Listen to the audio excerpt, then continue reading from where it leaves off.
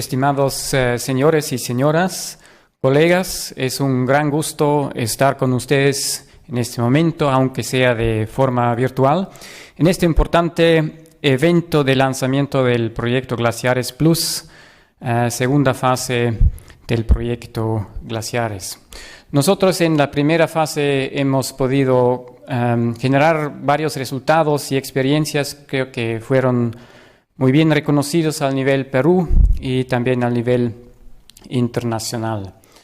Ahora tenemos la oportunidad en la segunda fase de hacer uso de todas esas experiencias, pero nosotros en el equipo, con nuestros compañeros de CARI, no solamente nos vamos a limitar a hacer uso de las experiencias, sino también vamos a pisar nuevos caminos.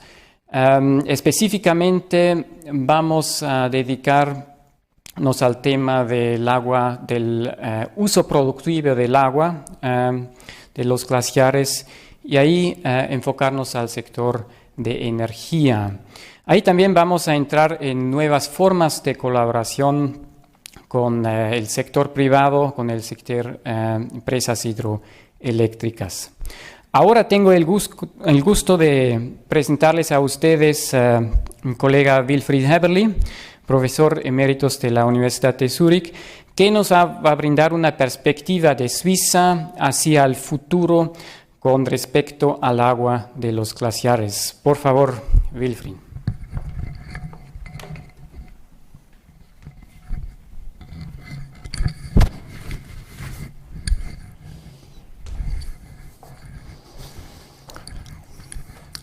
Ladies and gentlemen, dear friends and colleagues, with the melting and retreating glaciers in many mountain regions of the world, numerous new lakes form. One of the important questions we have to answer is what options do we have to deal with these lakes? In fact, the landscapes in high mountain regions are changing rapidly, but for many, many generations to come, because the glaciers disappear very rapidly, and the permafrost in the mountains which are below 0 degrees during the entire year, thaws very, very slowly. We will have a transition of still glaciarized landscapes today into landscapes with rocks, debris, sparse vegetation, degrading permafrost, and numerous new lakes.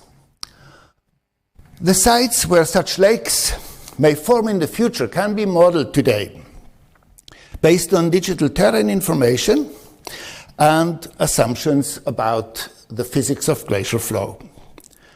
The first step is to calculate at each raster point of the digital elevation model the ice thickness. Once we have the ice thickness, we have to inter and extrapolate to receive the bed topography of the glacier.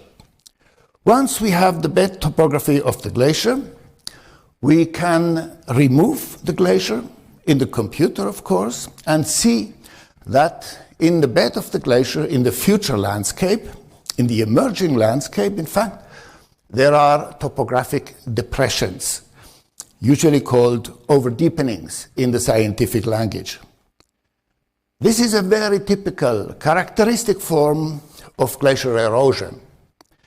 And when the glaciers go away, these depressions may fill with water, and in the geographic information system, this can be visualized as, if you want, the future landscape of lakes. Of course, we have to calibrate and test our models all the time. Models are models, not the reality itself. And we do so with the lakes which form in the meantime, like, for instance, here, the lake which formed at the end of the Rhone Glacier in the Swiss Alps. In fact, the lake has grown in the meantime and is much bigger, and in the future there will be more lakes in the upper part of the glacier. We can now combine models of glacier retreat and glacier vanishing with its information about future lakes. And this enables us to attribute a possible date, a possible time of formation of these lakes, which is in fact a possibility to offer planning time for the responsible authorities. You see here the Aletsch region. Aletsch Glacier is the largest glacier in the Alps, and even the largest glacier in the Alps will, to a large degree, disappear in the 21st century and transform the landscape into a lake and rock landscape. This landscape will be affected by permafrost conditions. This is the upper graph, where you see the permafrost occurrence in dark red and violet colors. And you may see from the dark blue lakes, which may probably form in the second part of the century, that especially these lakes will be surrounded by very steep mountain slopes with degrading permafrost and decreasing stability. The lower graph shows another phenomenon, and this is the phenomenon that the steep slopes where the glaciers disappear are what we call debuttressed. This means that the ice does not exert a pressure on the lateral valley slopes, and this also can lead to a destabilization of slopes. With other words, the probability is increasing that large parts of these destabilizing rock walls fall into a lake and can produce flood waves which may penetrate far down into valleys and even affect humans and their infrastructure in places which have been safe in the past. So the new lakes are interesting as touristic attractions. They offer a potential for hydropower production. They may also be an object of landscape protection, but they may also provide water in dry seasons, so they are interesting for water supply, but they are also a long-term hazard. With other words, they are dangerous beauties. And connected to all these aspects are difficult legal questions which must be dealt with. Because, especially, there are possible synergies, but also possible conflicts. We may come back to this in a moment. In fact, one of the options is to build artificial reservoirs. In the case of Trift Glacier, for instance, which you just saw before, there is already a project developed by the power companies to construct a concrete dam and to enlarge the natural lake into a large lake reservoir for hydropower production. As long as there is a lot of water behind the dam, it is very useful for hydropower production and, who knows, also for water supply in the dry season. When the reservoir is empty, it has a large potential for retaining floods, so it is a flood protection infrastructure. Of course, there are also questions of landscape protection and tourism, and these questions have to be dealt with in detail in close collaboration with the authorities and the responsible people. Another example, which is very interesting, is the Lake Mauvoisin, an artificial reservoir which already exists to the left of the image, and the Glacier de Corbassière to the right, where a new lake may form around the middle of the century. Hydrological modeling shows that in the very near future, perhaps the next 10 years or so, we may have an increase in runoff. This means an increase in water supply to the existing reservoir because of the melting of the glacier and the excess water contribution.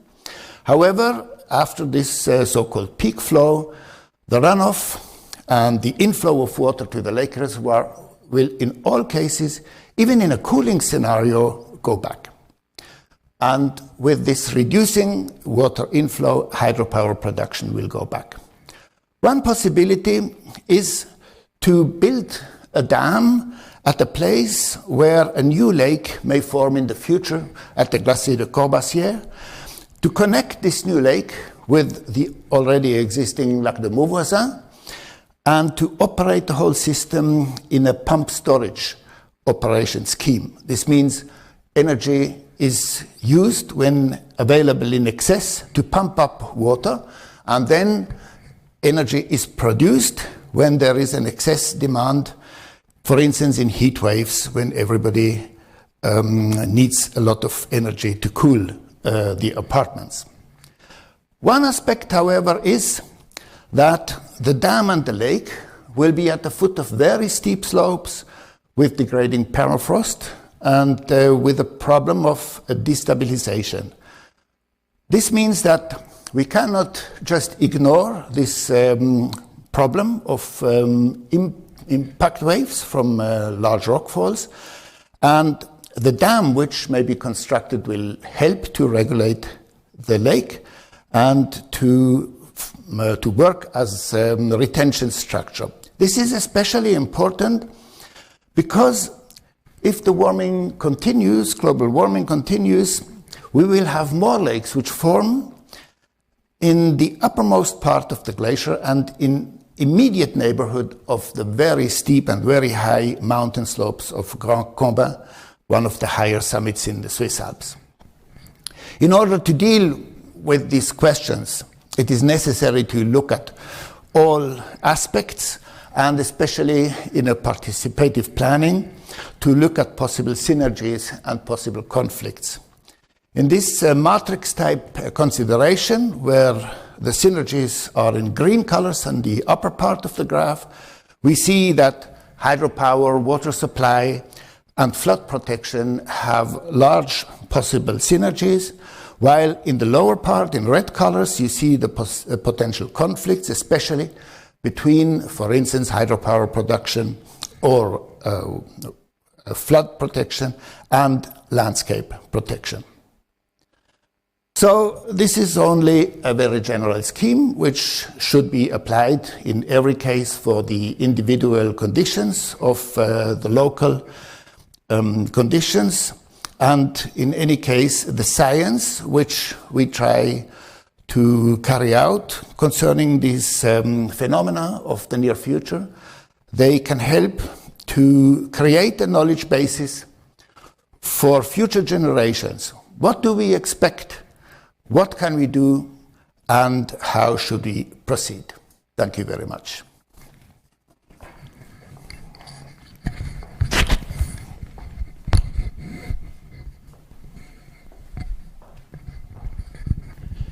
Ja, muchas gracias, Wilfried, para esta visión del futuro de los Alpes. Solo cabe mencionar que todos estos temas y retos no solamente aplican a los Alpes, pero en principio a todas regiones de montañas en el mundo, sobre todo los que cuentan con una población densa, como por ejemplo también los Andes peruanos. El punto más clave, creo, es ver claro que hay un montón de riesgos asociados al retroceso glaciar. Sin embargo, al mismo tiempo también hay oportunidades que surgen de este retroceso glaciar. Y en la segunda fase del proyecto, en Glaciares Plus, vamos a trabajar en estos temas de una manera integrativa, que es nuestro objetivo general de esta fase. Para nosotros de la Universidad de Zurich y del consorcio suizo es un gusto continuar a trabajar con ustedes y solamente queda desearles un buen día, un evento interesante de lanzamiento de la segunda fase, y muchas gracias para su atención y hasta pronto.